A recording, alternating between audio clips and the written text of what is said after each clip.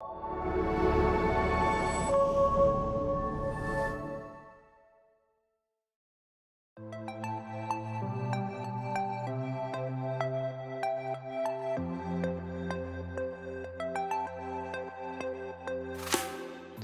when we foster circular economy infrastructure, we utilize resilient and sustainable built materials and practices, will cause a fundamental shift in how our industry focuses. So I like to call this the trifecta of people, place, and planet.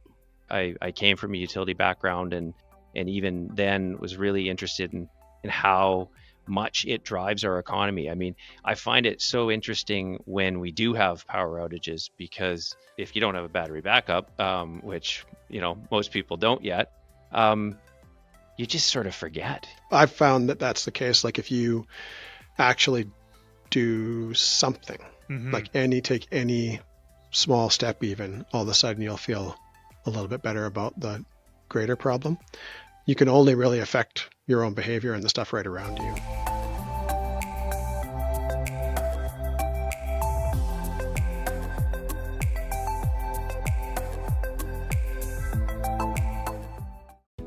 Hi, I'm Sue.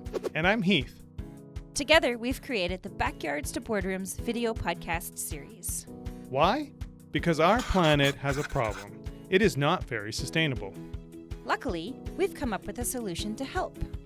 On Backyards to Boardrooms, we use the United Nations Sustainable Development Goals to highlight the work being done in our communities. We chat with local leaders about causes such as sustainable cities and communities, responsible consumption and production, and climate action. Backyards to Boardrooms, where local action creates global impact. Here we are in episode 7. Here we are. Episode 7 is sustainable practices. It certainly is. Number 7. Number 7. Who are we interviewing, Heath? We're going to be listening to Matt Davidson from Sage Environmental. We're also going to be talking to Steve Russell from Roost Solar. And then last but certainly not least, Dora Anderson from Ecotecture. From Ecotecture. And I had to grab my cheat sheet because I did not memorize the SDGs on this one. Usually I have it all up in my brain. Not this time. I didn't either. We put in this one SDG 7, which is affordable and clean energy. Yep. SDG 9, which is industry, innovation, and infrastructure. And SDG 13, which is climate action. Yeah. And they seem like 3 very random topics to put together.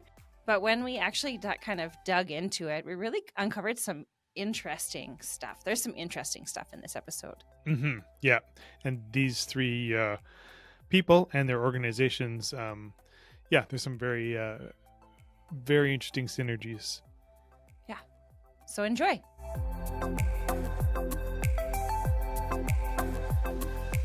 Welcome to episode 7. In this episode, we are talking about sustainable practices here in Vernon, BC. And with us today, we have Dora Anderson from Ecotecture.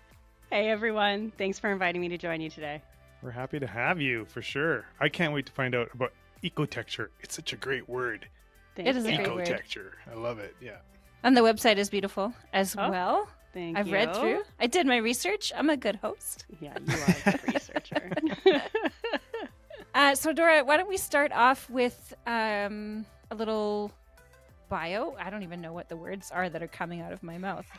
Can you tell us a little bit about yourself? How about I tell you about the Ecotecture story? Why are you on this show? So I am the founding partner of Ecotecture, right here, Okanagan, local-based firm. We are a collective of specialized professionals. We have architects, registered interior designers, building technicians, all with a shared, deep-seated passion for revolutionizing the way we think about the built environment and how that interaction happens with our planet, and pushing more sustainable standards in our communities and advocating for that. So it's a new stream in terms of architecture and design. that has that focus. So having been in the industry for as long as I have been, now approaching 20 plus years, I've seen and been exposed to how we have, been building buildings and spaces in our communities, and acknowledging that it's not a sustainable infrastructure that we're exposing ourselves to. And the more I've taken on a lot of these environmental certifications, I realize that it's not just about how that affects our economy, how that affects our planet, but also our users of these buildings and our community and the public's health and wellness. We design buildings to be safe havens for the public and for them to live, work, and play. And we want that to be a healthy, sustainable model. So that's what's really driven Ecotecture to be born. When you say you've been in the industry, what were you doing in the industry up until this point? Like what role did you play in the building process? Yeah, so I am a registered interior designer by trade who's also a LEED accredited professional. And so I would interact with clients, developers, municipalities, for example, and developing spaces for them, and then seeing it through the built process. So working with builders and trades, and then at end of life, seeing what's happening to a lot of our buildings. So I've been exposed over the years to the full cycle from start to finish. And that is what really has opened up my eyes to how our infrastructure is currently set up and how devastating that is.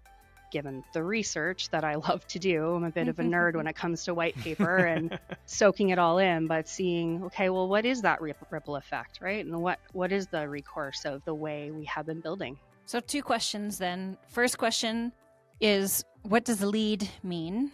What does it mean to be LEED certified? And then I'll tell you the second question after you answer the first one. So elusive. Spoon feeding. Yeah.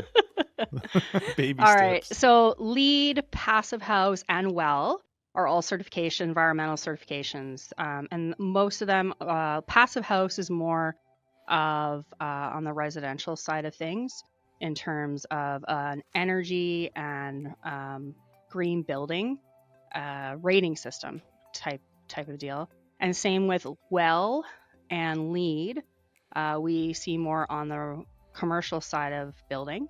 And it, again, is a rating system that helps guide designers and architects to design buildings in a more sustainable and health-focused way. But WELL, for example, focuses on the people inside of the building. So, is there nutritional food within X of any radius in the building? Looking at air quality, water quality, and establishing standards for what those items need to meet within the building.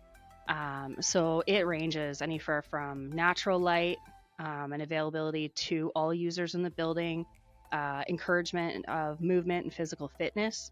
So stairwells, they're not just stairwells anymore. They're, educational moments where we say, oh, if you reach third step, you've attained X amount of calories, or motivating things. There's all these different factors in terms of air quality, water quality, materials, where are they sourced from? Are they sustainable? Are they renewable materials? Are they VOC free? Volatile organic compounds? Are there chemicals in there that are going to harm people? So there's all these different ways in which we can check in to say, yeah, that actually is a good product. It's made sustainably, and it's going to contribute to a healthy interior environment. So this is a moment where we can say, can we or can we not lick the windowsill? Yeah, absolutely. What? I know what you're talking about. Like, I remember when I had my son, he was so little, and he was over at the window just going for it, right? And I had that moment where I was like, oh my goodness, what is in Windex? And I ran, and I like, you just have that moment where you're like, oh my goodness, no, that's bad. So yes, Okay, can I get lick it. the I window get or it. not? Very That's good funny. question. I Excellent. have a question though. So we're talking about WELL and LEED, right? Those are acronyms, correct? They are. Can you tell us, for those of us who have no idea what WELL and LEED actually means, what do those acronyms stand for? What is it?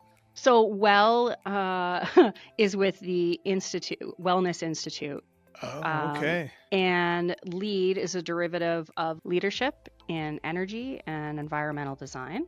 And out of that, LEED has developed from, like, when I first wrote LEED, there was only LEED. You could be a LEED AP and that was it. And now there's all these other offshoots to do just that, to tackle all the different project types that can exist, right?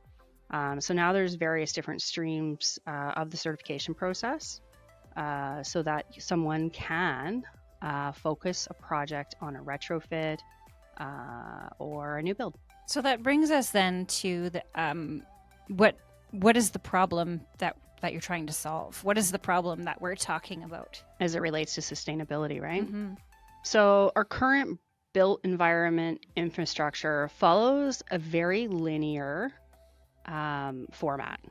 And what I mean by that is this. So more commonly, we start by, first off, we harvest these potentially non-renewable raw materials from our lands, causing deforestation, soil degradation from all over the world to create what I like to call single-use building materials. Next biggest problem is when those raw materials are being sourced and produced in faraway places where we don't have view or control over how they're manufactured, that poses a whole other slew of challenges. You know, what chemicals are being added to adhesives and materials? What types of energy are they using to produce these materials? What labor equity practices are they employing? What extensive packaging are they using to transport these materials to us? All while depleting our employment opportunities here locally because we have sourced elsewhere. So after we produce this product, let's call it our material, building material, then we transport it from all over the world. And we kind of already know the impacts of that related to CO2 emissions from imports and transportation. I know often the way our system is set up, we need to source quickly and efficiently, and a lot of products are coming from elsewhere in order to meet that cost factor need. But it comes with a cost. It might not be a dollar cost, but it's affecting us in terms of an environmental cost and health and wellness, absolutely. And then after that gets shipped, however, and brought to our local building site, the next piece is we traditionally are sadly prone to solve for today's problem. So today's problem is what? We have a housing crisis. Housing crisis, right? Yeah. So what's happening right now is that we are solving the immediate problem, but we need to start thinking about the problematic challenges that's going to set us up at the end of these buildings, right? So because we're encouraging fast and efficient, what I like to call economies of scale is what we're building for right now. That's the model we're kind of stuck in. And developers and or builders are winning projects based on how fast they can deliver it and how cheaply they can deliver it. And we all know cheap and fast isn't always the best route. So what we have traditionally done, once we decide that a building's met its useful life, what happens to that building? So we see it time and time again, right? We bulldoze it down, and all of those materials go to our landfill. And what do? Then we just go back and repeat the process again. So this is an example of a linear economy. If I can, I'm almost thinking about it like a timeline, right? You see one line along the screen, A to B to C to D to E, and it doesn't it just keeps going down that linear path. Yes? Yes. So it doesn't start over at any point. Well, it starts over, but it starts over back in the ground again. Back at the beginning again. Yeah. It's kind of a bad habit that we started, when, schools exploded and then universities exploded and, the building boom of the 70s and the 80s. I think we're now just in a bad habit of building things fast and cheap, right? Absolutely. Yeah. And like I say, we solve problems today, but we rarely sit back and go, okay, what is the ripple effect of that? And what questions are we going to have to answer and problems are we going to have to solve in another 20 years because of the decisions we made today? So that's then the next great question is then, what are you doing to solve the problem? Well, this is kind of the beautiful piece and why, everyone at Ecotecture is so passionate about this, because this is something that we can advocate for. We can change what's been done in the past. So first and foremost, our team is actively promoting a circular economy infrastructure in our communities. So this is breaking that cycle of going back to the earth and asking for new when we already have produced a lot of different things. Let's figure out how we can break those down and reuse them. That's a big piece to the circular economy piece, is looking locally. So it's no different than the food story, right? You eat with the seasons and you support the local farmers. Well, buildings should be the same way. We should look what we have around us and build based on what we have available to us. It brings to mind something that came up in episode 4, where we were talking about reduce, reuse, repair, refill, rot, and then recycle as that last piece, right? So there's a whole lot more of reduce, reuse, recycle. There's a whole lot of other steps that we can kind of add in there to make sure that circular economy is actually regenerating itself. Brilliant. Absolutely. Yeah.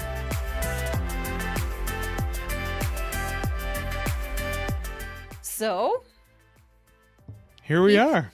Here we are. Steve Russell, welcome to the show. Here you are from Roost Solar. Thanks for having me. I'm excited to be here today. Yeah, we're excited to have you. From backyard straight into the boardrooms, we have solar power. So let's start talking. Steve, We got the power. That song just came to mind. I don't know why, but... And now you're going to be singing to the masses. Thanks, Heath. Steve, will you give us an introduction to yourself, how you got into solar power, and talk about your company a little bit? Yeah, absolutely. So my name's Steve Russell, and I own and operate Roost Solar. Prior to starting Roost Solar, I worked with utilities, both in Canada and US and a little bit in Europe. And, moving to the Okanagan, not too many utilities here. So I decided, looking around and seeing that there continued to be a need for power, and as the model for utilities was starting to change to a more distributed model, that there really weren't a lot of options in Vernon, and so looked into that and launched Roost Solar about a decade ago now, on summer solstice, and here we are 10 years later, and hundreds and hundreds of homes with solar power in the Okanagan that we've installed. Amazing. And I met you right around the time that you started that company. So it's been cool to watch you grow here and get to where you're at now. Yeah. I remember that. So, the story of getting into solar power and producing a new kind of power, a new kind of energy in our province was really cool. Can you dive into that a little bit, talking about where power comes from in BC? Yeah, I mean, absolutely. So BC is a little bit unique in North America and globally in that most of our power has come from hydropower. That's why it's called BC Hydro. So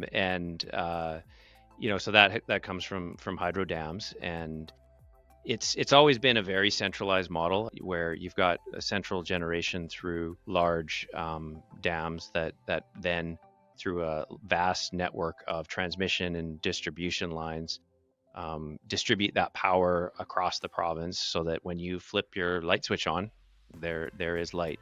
That model has worked really well.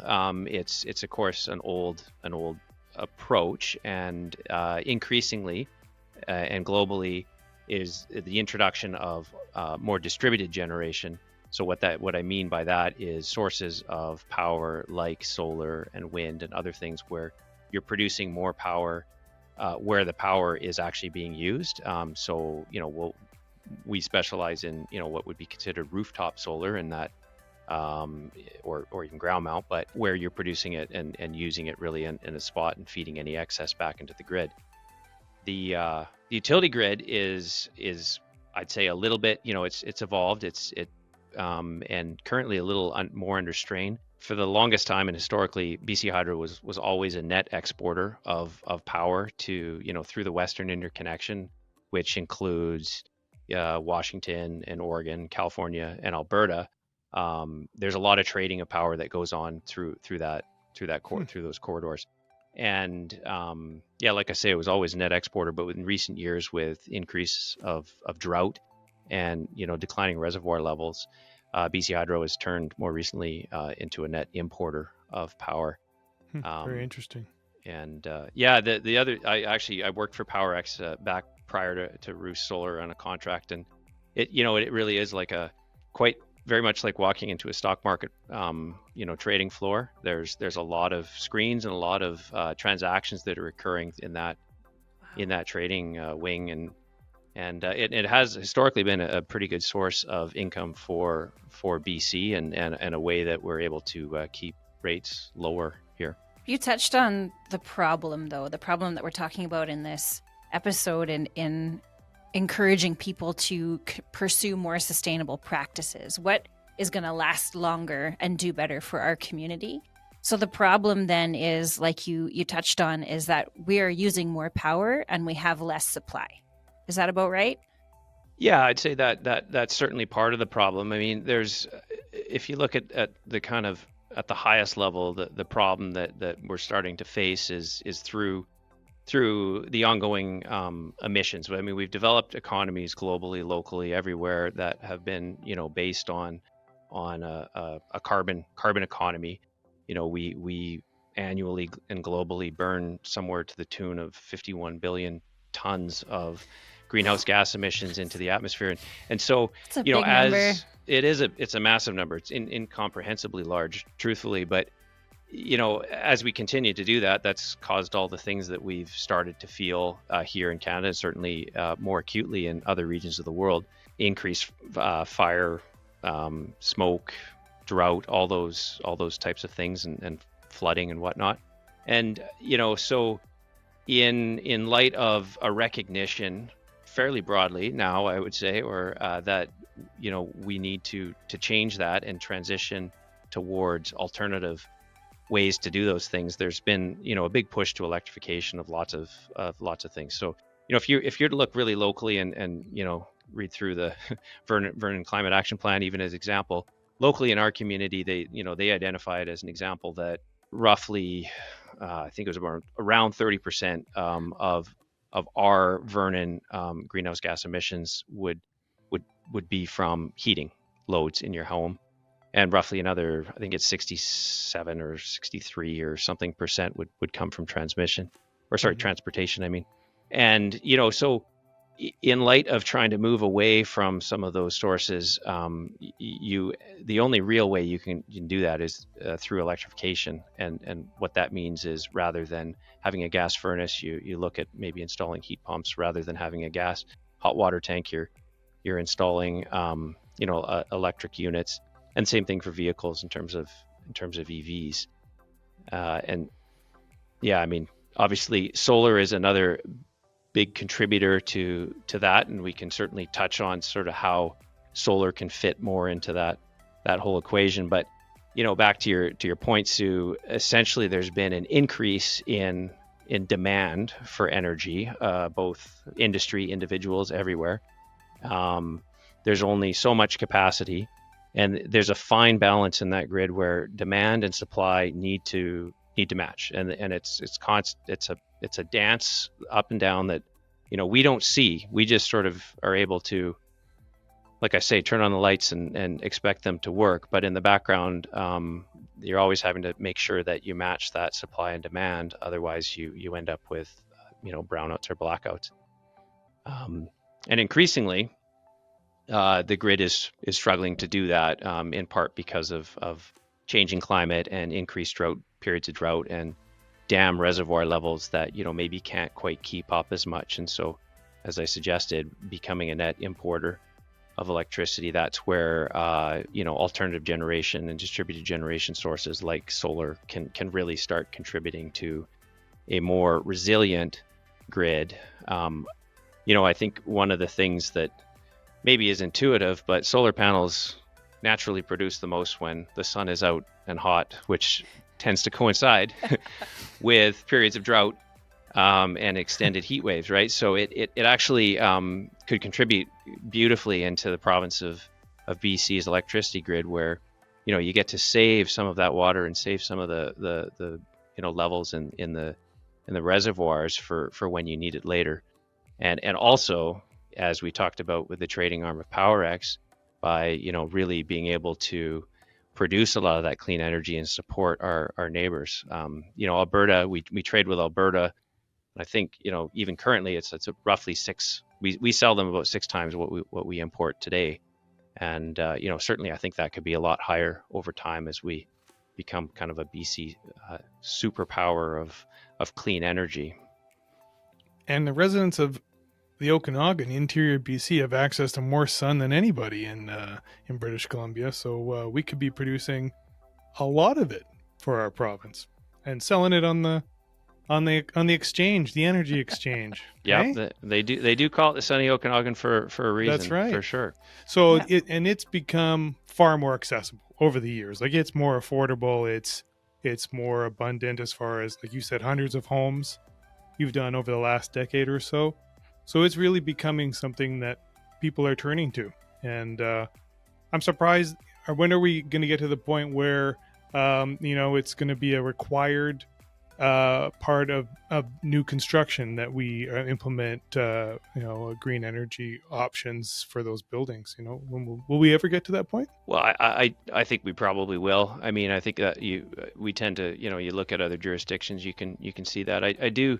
To your first point around the solar panel or solar powers being more accessible, and this speaks to one of the reasons it started Roost Solar, is that the belief that technology and innovation can contribute to a cleaner environment, and the way out of some of these problems is through technology and innovation. And you take solar panels as an example.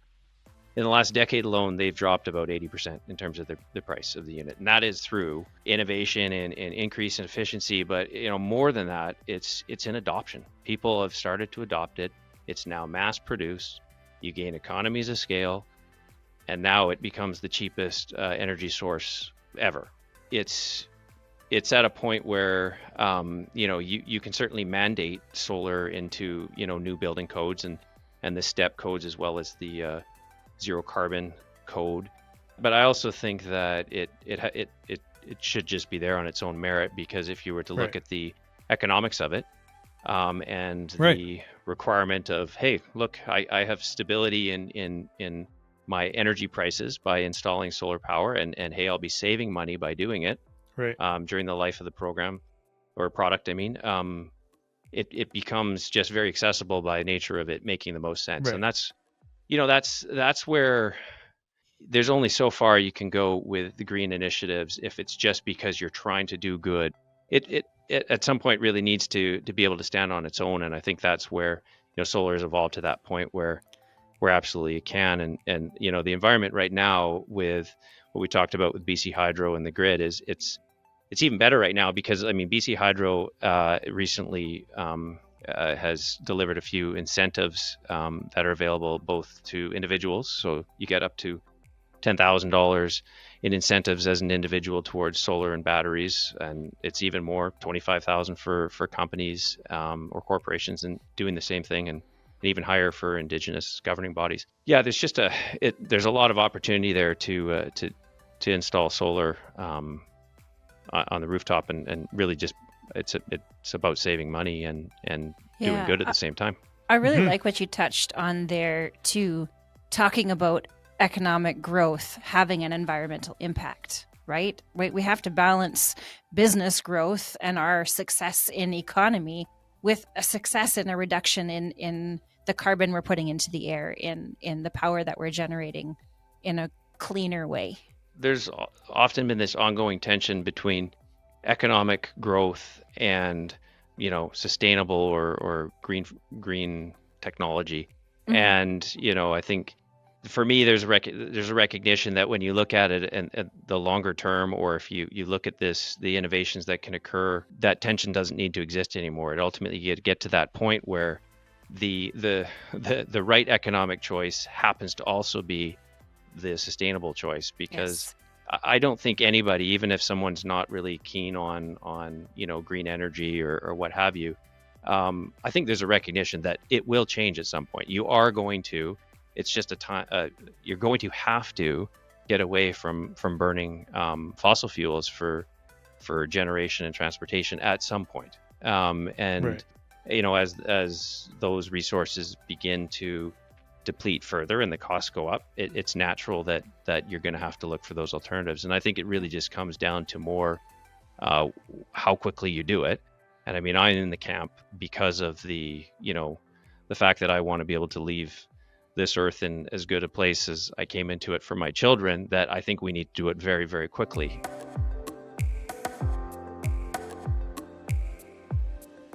All right.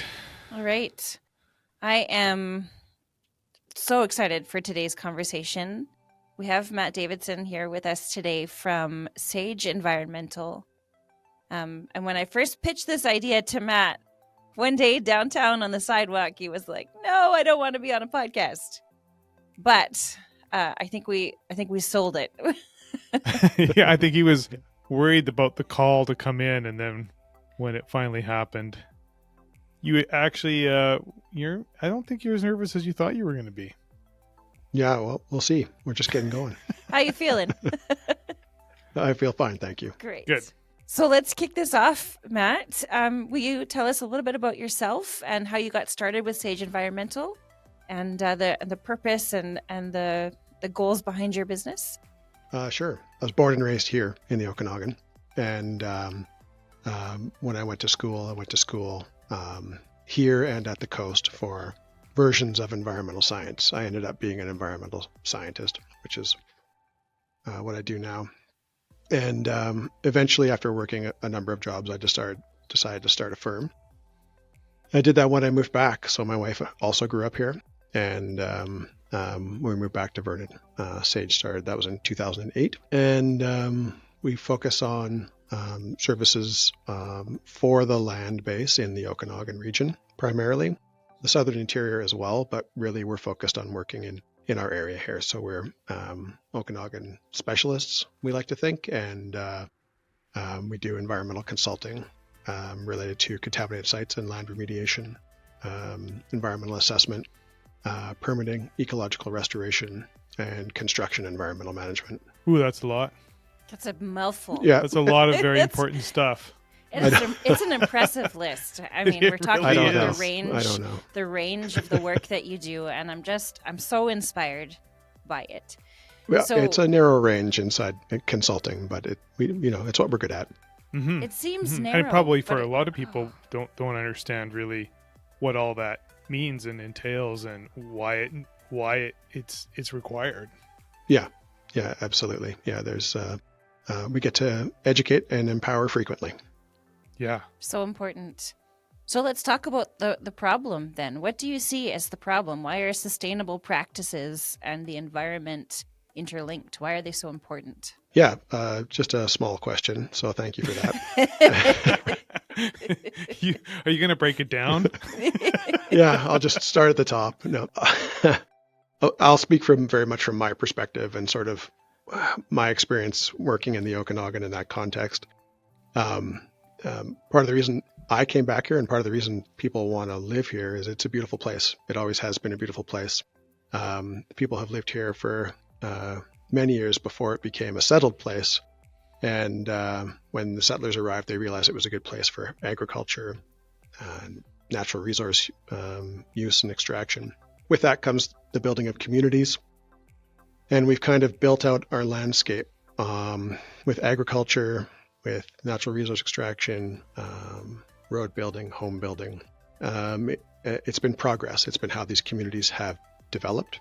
With that, we're pushing to the edges all of our ecosystems. We're affecting the waterways, straightening the streams and hardening the edges of the lakes. We're affecting the fisheries and the water quality. We're pushing our terrestrial ecosystems like grasslands and wetlands to the edges.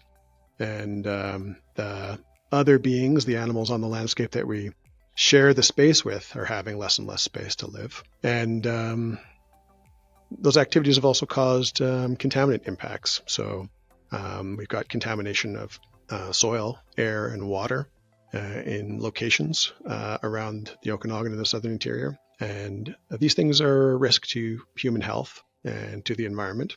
And so we have kind of built for ourselves this state, or this board of play that I look at, I guess, with respect to my practice, where we've squished all of these ecologically valuable remnants into little niches at the edge of the board. And they're deserving of protection and in need of our help if we want them to stay on the landscape, if we actually want to share that landscape with them the way we intended to. And then those contaminant impacts are there. And so that's kind of the state we're looking at. And now we're overlaying it with climate impacts. So climate has, for my whole career, climate impacts have been a problem. They're clearly getting worse as time goes on. In the Okanagan, it's flood, fire, and drought. We're all familiar with that story. We all know farmers who've been affected by drought. We all know someone who's been affected by a flood. We all know someone who's had their home burned down. And its frequency is increasing in all these events. Severity is increasing, and uncertainty is increasing, which has made our functional working state as, say, an environmental scientist or just a person trying to live here trickier to manage. That's a big job. You've got a community like Vernon, which isn't, a huge city, but large enough that it's making an impact in its environment right now over an extended period of time. And now what you're trying to do is reassess what's happened, how to fix it, and how to manage the growth of the city as well as repair a lot of the damage. That's a big burden, Matt. You got a lot on your shoulders. Well, and we're doing a very small part of what you just described. There's, the planning of the city is done by the very competent planners at the city, and there's lots of other professionals involved here. Our part is a small niche, but part of a collective effort that needs to be undertaken for sure. For sure.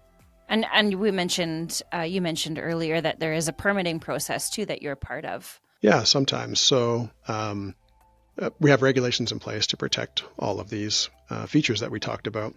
And if someone wants to make a change on the landscape, they often have to seek permission to do so. And part of that process, if they're approaching an ecosystem or habitat of some kind, is the assessment to determine whether or not that habitat is critical or deserving of protection, could be improved, has a wildlife component that needs to be managed. It can be quite a process in some cases. We started talking about the problem, which kind of evolved into talking about what you're doing, what your contribution towards that problem is, which I think was a beautiful transition. Mm-hmm. And so I think the next piece is talking about what you're doing to solve the problem, but also how the community can be part of those solutions. So what are some of the tangible action steps that you are taking within Sage Environmental to help solve the problem? Yeah, well, we're kind of think of ourselves as a resilience building organization to the best of our ability. We like to say that we're fixing the broken places. We like to leave things better than we found them. Those are kind of catchphrases that remind us of the direction that we're trying to push things. With the example of contaminated sites, for example, these are liabilities on the landscape that may affect human health or the environment. We're conducting the assessments to determine whether or not those liabilities are there, whether the risk is there, and then working to remove them, remediate them. And so our component of that project is to be the professionals who quantify the risk and then help to manage the removal. And then we'll work with contractors and regulators and various other parties in order to remediate a risk on the landscape. If we're talking about habitat work, it's being impacted in lots of ways, either by historic landscape uses, by potential climate impacts that are coming, or by future land uses if there's a construction project or something going on. So we'll assess habitats when projects are being proposed or underway, determine whether or not there's a risk to them, determine what protection and mitigation measures need to be applied, and then work with the project proponents to protect the environment and those features from those activities. And then occasionally, or often, I should say, we will work with remediating or restoring some of those habitats. So ecological restoration is a component of our practice where we're rebuilding the habitats under threat. You may be removing an invasive species from an area and then restoring with native species to try and build back some of those niches that we've lost through the years. Okay, I have two questions. Number one is, okay, what's the most common thing you see come across your desk? And the second one is, what's your favorite thing to work on? I don't imagine they're the same thing. Yeah. The most common thing to come across my desk. That's tough. It's pretty diverse. We have a pretty diverse set of clientele at this point. The most common drivers right now I'll maybe speak to.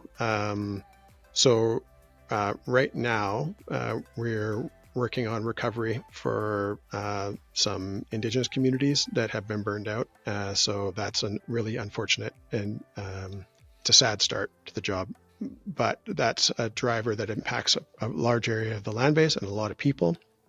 And so that's a pretty common current type of job that we're doing. And I really get excited about the actual fixing part. So I love remediation projects and I love restoration projects. So those are the things.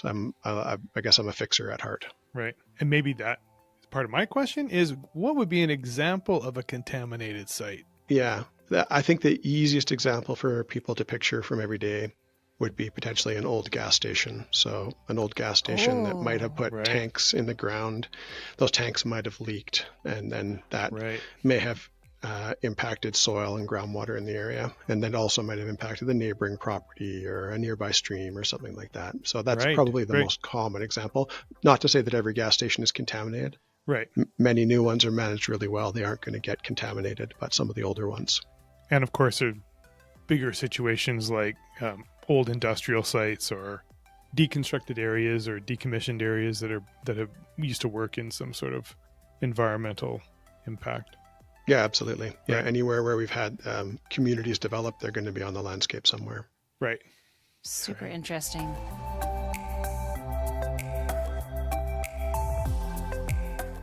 Yeah. So solar power, building technology, rehabilitation of environments. It's all about taking better care of our planet, right? Finding more sustainable solutions so that our planet can live for longer. That's right. There's no end to what possibilities are out there for us to tap into. Mm-hmm. And so that also means that there's no end to how the community can contribute. So how you, as our listener, can take action in your community. Coming up next, we have community action.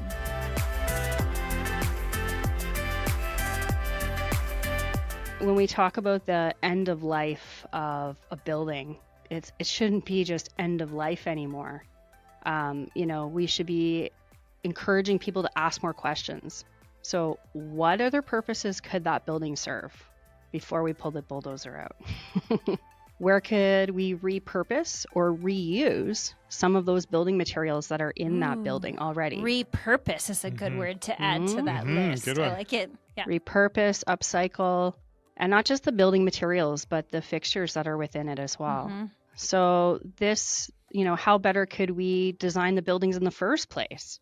That's where us designers and architects come in place. And this is a this is a term I want to share with you guys. This idea of design for disassembly.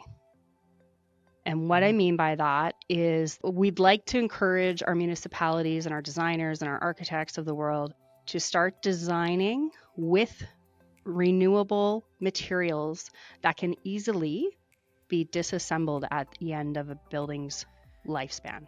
We got to start building with Lego. Yes. So we've talked about advocating for that particular change for the disassembly process to start thinking ahead a little bit more. I feel like this is the right point in the conversation for us to shift to how the community can participate. We're already talking about thinking ahead a little bit more, but what else can we do? I really feel the ask of our municipalities and our provincial electees at this point is to invest more in research and development and encouraging innovation and sustainable tech, reuse, recycling within our city limits. So, for example, in Vancouver, if I were to put in my specifications that all drywall from a demolition site is to get sequestered and sent off, they have recycling plants right in Vancouver. This is an opportunity where we could be investing in that kind of tech and those kind of businesses to keep employment and dollars in our city and answer a challenge that us designers and architects are experiencing. I mean, one of the challenges about a lot of this too is cost, right? I mean, that's probably the number one thing that people think about when it comes to building in a sustainable way, is that it's way more expensive. People really have a hard time justifying that, don't they? Yeah, I would agree. But what is the value proposition there, right? And we're starting to realize too that sustainability does not equal, in all cases, more cost. I think in terms of the public, what they can be doing, let's say you're demolishing a kitchen. Habitat for Humanity Vernon has a kitchen salvage program. They will come and they will take your kitchen out after you've decommissioned all the plumbing, and they'll put it in a new to them home for someone else, or sell it in their restore here in Vernon, right here in Vernon. See, that's cool. A lot of people probably don't know that. Yeah, and like I say, there's all these resources that we just need to tap into. But I just see so much potential in our community for our municipalities to grow those opportunities beyond what we already have when I look at other cities and what they're doing. I cringe anytime I have to throw something in the garbage. I'm like, really? There isn't anywhere that I can recycle this? So, like, I've got stations all over my house of bags of things that need to go to recycling. Finding the time to get there is another question, but it's so cool to know that we have something like Habitat for Humanity that will help you with that process. Absolutely. And you just brought up a big point, which is ease and access. So what's happening right now on build sites is, so a contractor typically will put an all-in-one, for example, bin. We've all seen the big bins that end up on construction sites. And anything and everything that's getting demolished gets pushed and placed in that bin. But perhaps if All-in-One were to segregate their bin between the waste and even a habitat section for all the plumbing and fixtures, just think of the amount of waste that every single build site would no longer be putting into the landfill. The cumulative impact of just that would be massive. Nice. Thank you, Dora, for coming in and sharing your passion with us. Yeah, thanks, Dora. It's great to have you here. It's thank you, guys. Interesting to hear about what you're doing.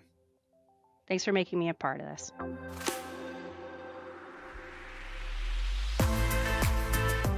What can we do as a community to contribute to a greener future? Yeah, I mean, there's so many things that you can do, and we've talked a lot really Go about solar, electricity. Yeah, and I mean, so certainly there are the obvious things that you hear people talk about, and that is like the electrification of various sources. So if you look around and you see that, for example, you may have an aging air conditioning unit, and rather than just going and buying a new AC unit, well, why not explore installing a heat pump instead? It's almost the same price. You'll also get heating out of it. same thing with anything that sort of is on gas, look for an electrification route.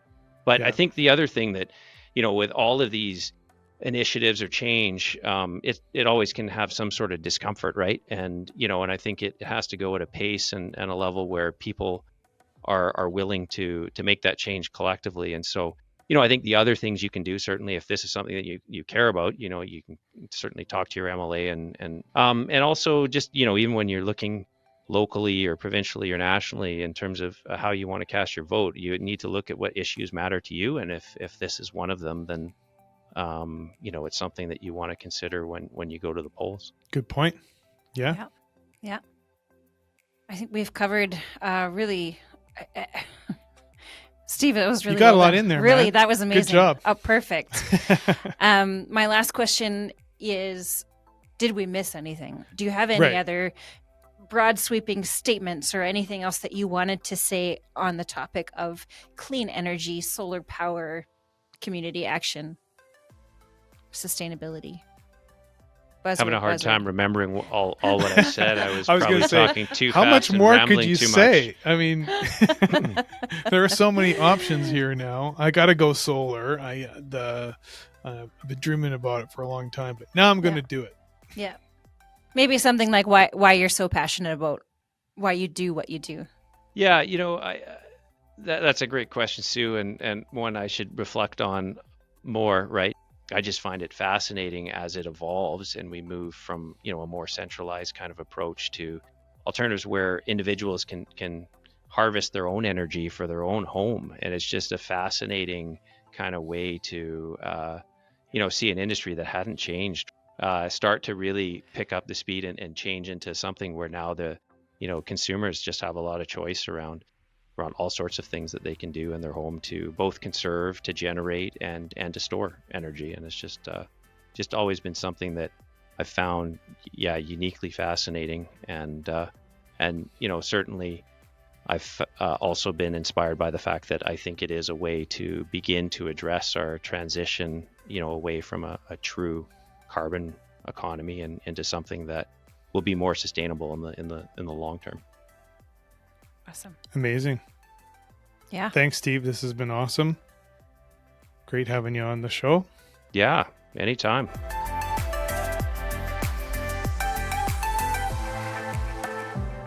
So that's a great place then to talk about community. Mm-hmm. What can we do? How can we help make this a better ecological space in the Okanagan? Yeah, for sure. It's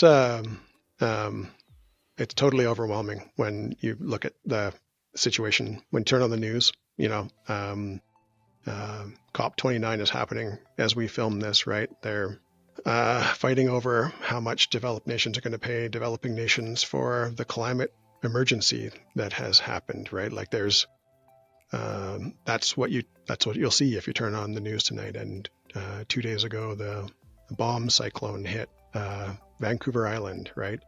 This is big, scary stuff. And everyone feels that. I feel that working in the industry. You can't not. I find that for me, and I hope for others, if I genuinely engage in efforts to improve my performance with respect to climate change or the resiliency of my personal property or the resiliency of my clients' project properties, I regain a bit of sense of agency, and it feels doable. It feels like I can do something about it. And so engage in the tools around you. We're super lucky in Vernon to have had lots of smart people put together a climate action plan. And that climate action plan is based on regional data. And so you can open it up and read it and learn about where our emissions are coming from, sort of in aggregate, like transportation, building, waste management. You can find out sort of where the big causes are coming from. But the important part for the community is they provided a big table of action items in there. So you can go through and think, okay, well, I've got maybe a fire risk. I'd like to look at fire smarting my property. They can connect you to the resource through that. They can connect you to opportunities to reduce your emissions. Like we live in the trails capital of Canada, I think. So maybe you can consider a transport alternative, something like that. So that's a really useful and valuable document for our community. And it's honestly, it's applicable. Those action steps are applicable to many communities around us. Even if the specific regional climate data isn't valuable, the steps are valuable. So that's one for sure. And it's super easy to find on the City of Vernon website, the Climate Action Plan. I found it. I downloaded it. I have not read the whole thing because it is a giant document, because there's so much to consider when we talk about what we can do. Yeah, skip to the table if you're looking for the steps. Like, you don't have to read all the details if you're just looking for the hacks to help your way through. Those are in the table. Yeah. If you're interested, we got tons of resources to learn about the natural world too. The Allen Brooks Nature Center is a great resource that we have here in the Okanagan. Wonderful events. A great place to take your kids to learn about the species in the ecosystem around us. You could take a stream keepers course or a wetland keepers course to learn about those critical parts of our watersheds. They're important for fisheries. They're also super important for flood control, especially wetlands. And you can learn how to improve those and restore those on a volunteer basis. You don't have to wait for some professional to come along and tell you what to do. So there's tons of ways to sort of empower yourself out there. That's really hands-on too, with people that want to actually get their hands on something and get dirty and get to work. You bet. Right? Yeah, you bet. Yeah, that's cool. Bring this your boots. ties into so many of the topics that we've been talking about already through the episodes on Backyards to Boardrooms, from mental health to education to waste management to managing our natural resources. Like this, it all ties together. Well, yeah, I mean, the problem, however you frame it, is a collective problem. We built it collectively, and we're only going to solve it collectively. So having all those different perspectives is super important.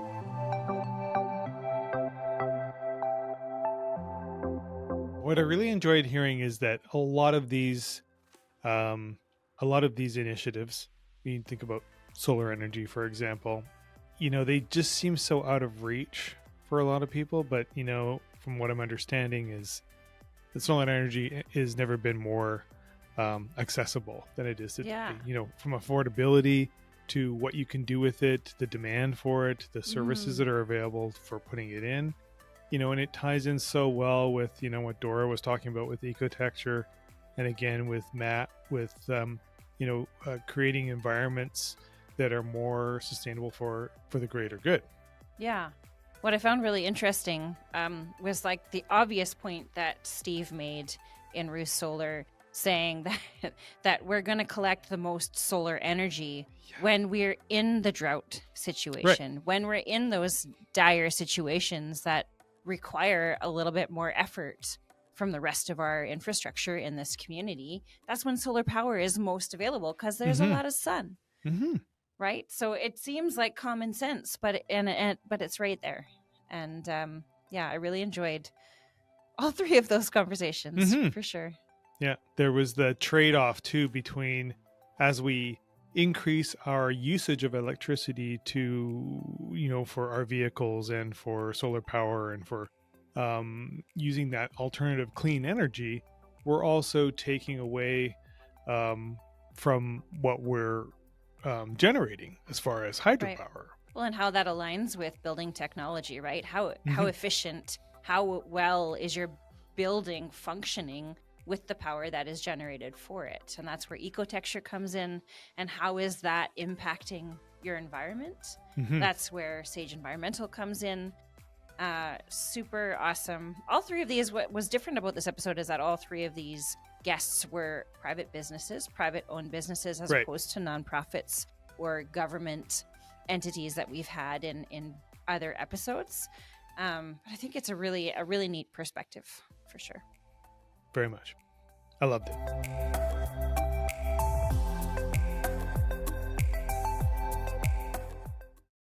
Thanks for listening to Backyards to Boardrooms. Don't forget to subscribe, and all the links to the cool things you learned are down in the notes below. Bye! Bye!